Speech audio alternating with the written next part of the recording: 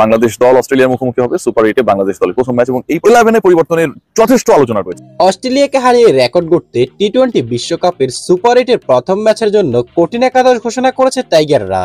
Opening এ থাকবে বড় চমক, বিস্তারিত জানুন ভিডিওতে। দর্শক, টি-20 বিশ্বকাপে বাংলাদেশ সময় আগামীকাল শুক্রবার ভোরে শুরু হবে শান্ত সাকিবদের সুপার 8-এর মিশন। এই পর্বের প্রথম ম্যাচে বাংলাদেশের সামনে 2021 টি-20 বিশ্বকাপের চ্যাম্পিয়ন অস্ট্রেলিয়া। এই ম্যাচে বাংলাদেশের একাদশ কেমন হতে পারে তা নিয়ে জল্পনা কল্পনা রয়েছে ভক্ত সমর্থকদের মধ্যে। একাদশ কেমন হতে পারে তা জানতে ম্যাচ পূর্ব সংবাদ সম্মেলনে প্রশ্ন করা হয়েছিল বাংলাদেশের হেড কোচ চান্ডিকা হাথুরুসিংহেকে। তবে এই প্রশ্নের সরাসরি কোনো জবাব দেননি লঙ্কানি কোচ। আসলে সবকিছু কন্ডিশনের উপরে নির্ভর করে, এছাড়াও কিছুটা প্রতিপক্ষের উপরও নির্ভর করে। আমরা সেসব হিসাব নিকাশ করেই নেব, তাদের সীমাবদ্ধতার বিষয়গুলো আমাদের মাথায় থাকবে, আর অবশ্যই আমরা নিজেদের শক্তি অনুযায়ী খেলব।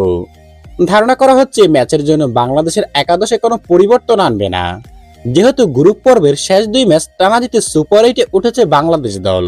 তাই সেই উইনিং কম্বিনেশন ধরে রেখে মাঠে নামতে চাইবে টাইগাররা। সেক্ষেত্রে 3 পেসার তাসকিন আহমেদ, মোস্তাফিজুর রহমান ও তানজিম সাকিবের সঙ্গী হিসাবে বোলিং বিভাগে থাকবেন স্পিনার রিশাদ হোসেন। এছাড়াও সাকিব মাহমুদুল্লাহরা তো মূল বোলারদের সহায়তার জন্য আছেনই।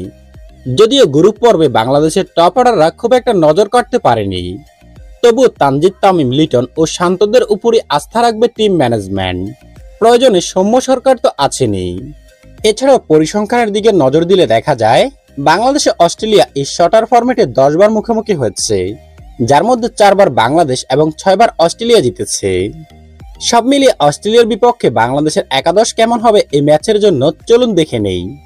প্রথমে তানজিদ হাসান, তামিম, লিটন কুমার দাস উইকেট রক্ষক, নাজমুল হোসেন শান্ত অধিনায়ক, সাকিব আল হাসান, তাওহিদ হৃদয়, মাহমুদুল্লাহ রিয়াদ, জাকির আলী অনিক, তানজিম হাসান, সাকিব, রিশাদ হোসেন, তাসকিন আহমেদ ও মোস্তাফিজুর রহমান।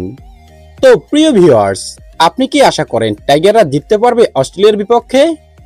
কমেন্ট করে জানিয়ে দিন আপনার মূল্যবান মতামতটি।